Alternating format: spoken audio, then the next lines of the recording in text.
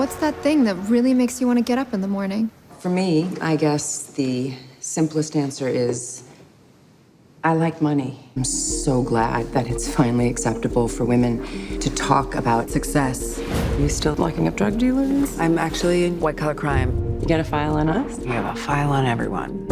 Hi, Matt. Were you there last night? No, I actually screened it earlier, but was it a good crowd? It was. It was fantastic.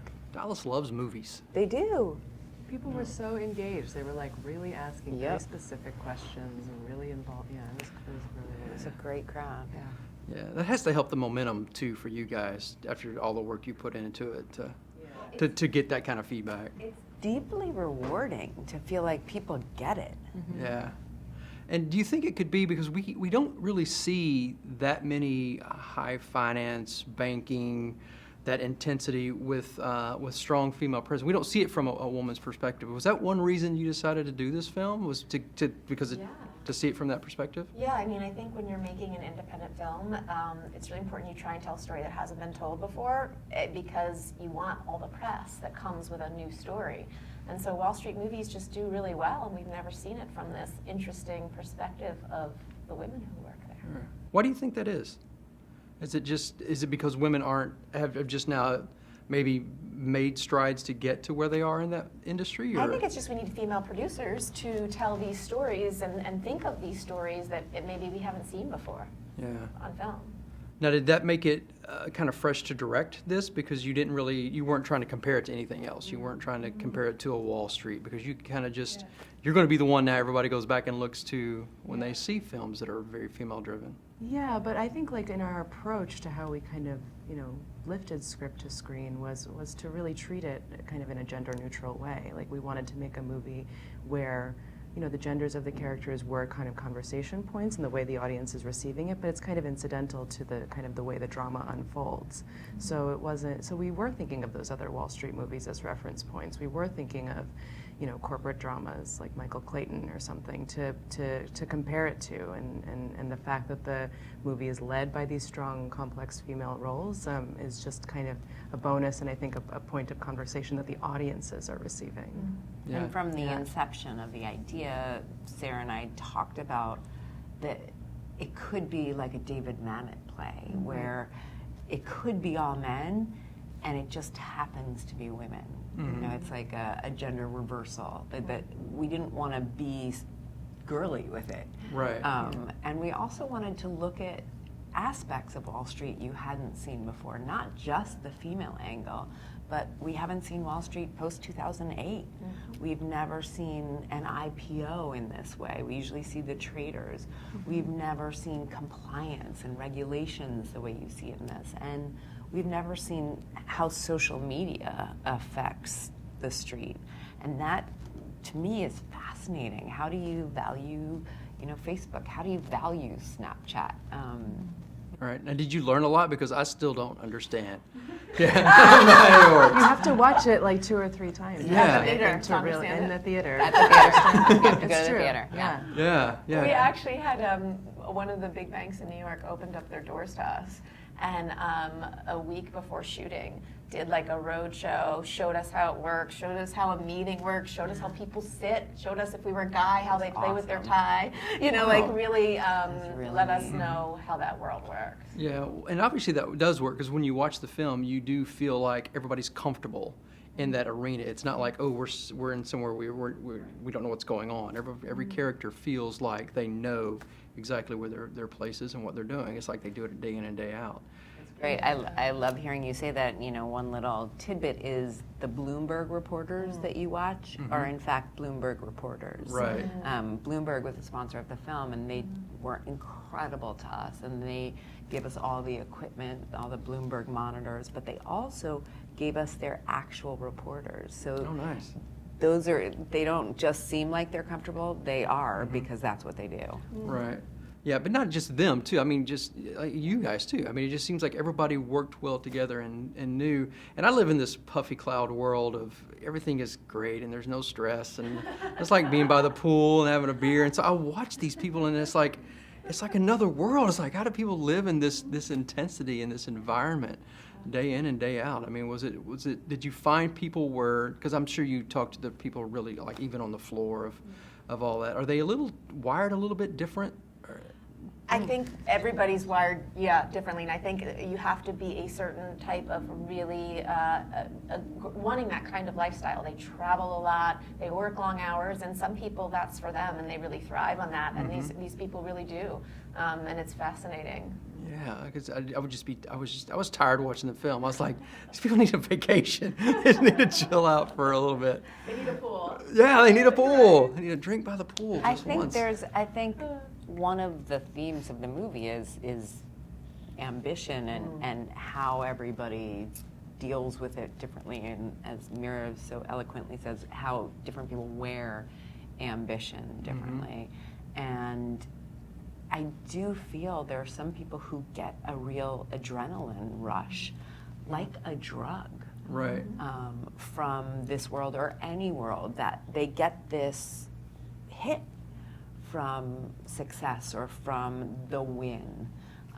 That's a really interesting thing to explore that we were really curious about.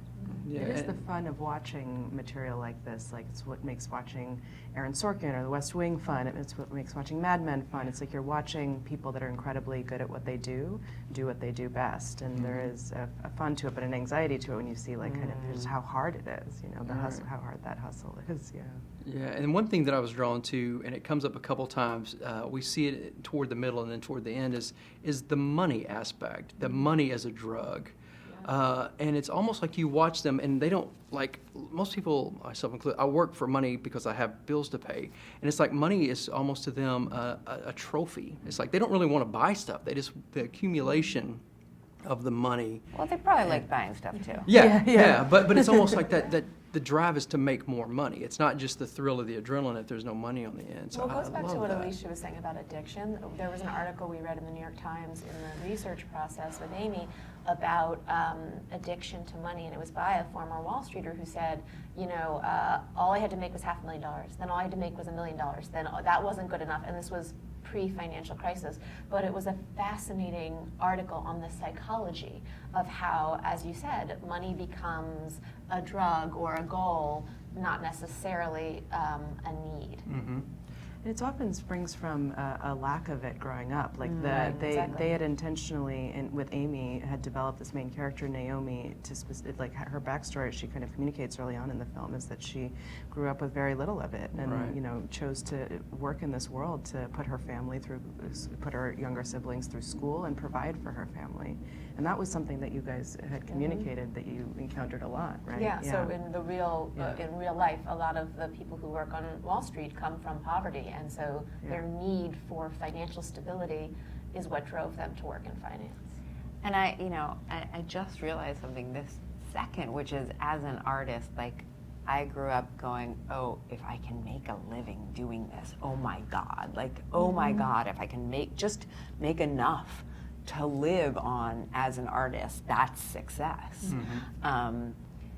And I thought that everybody felt like that, but I've come across in our industry a lot of people who didn't want that. They wanted, like, the glitz and glamour and to be on People magazine and the bucks, like the buckets of bucks. And that's what they're in it for. And it's a very different thing. And one of the super fun things about this process has been exploring how I personally feel about money. Not just my character and all of the other characters, but wow, how do I relate to money personally? Because whenever you play a character and get deep into a world, it makes you look at yourself in this way. Yeah, because the line of it's okay to like money, some people are scared of that because, you know, I've always said money's a wonderful slave but a terrible master. Yeah. And if you don't, you know, just it can overcome you. So I can see that. Well, it's a great film. powerful, and I appreciate your time today and for spending some time in Dallas with us. So I know it's going to be Pleasure. successful. We love Dallas. Yeah, it's a good time. Except we don't like your football team because I'm from Philly. So speak for I don't like the football team either. I don't like the team either. Wait till the camera shuts off. Smash! no. Still come to the theater. What's that thing that really makes you want to get up in the morning? For me, I guess the simplest answer is I like money. I work for the largest investment bank in the world. I have taken 9 companies public. I am so glad that it's finally acceptable for women to talk about success. You still locking up drug dealers? I'm actually in white-collar crime. You got a file on us? We have a file on everyone. I guess you've heard the talk. They'll be naming a new global head. I'm gonna be frank with you. The perception is that you rub people the wrong way.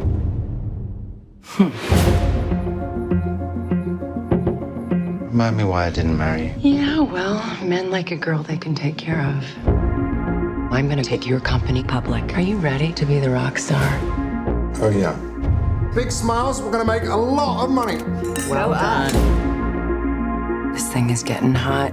You guys went in on this now. We just raised $250 million. When Ed hits on you, you have to handle him professionally and very gently. Yeah. I know how this works. Did he give you anything on the hedge fund guy? She's not gonna give us anything. Now don't go doing anything rash. You're not in narcotics anymore. Somebody leaked a rumor about my IPO. I didn't do anything. Yes, you did. Because you needed it. You don't know what I need. You have nothing on me, do you? Is that a challenge? You've been investigating him? I can't really comment on that. Did you leak this thing? Are you wearing a wire? It's all just a big game to you, isn't it? What else is there? Is there a problem? This doesn't look like your year. Secure? Yeah. Powerful? Absolutely. Don't let money be a dirty word.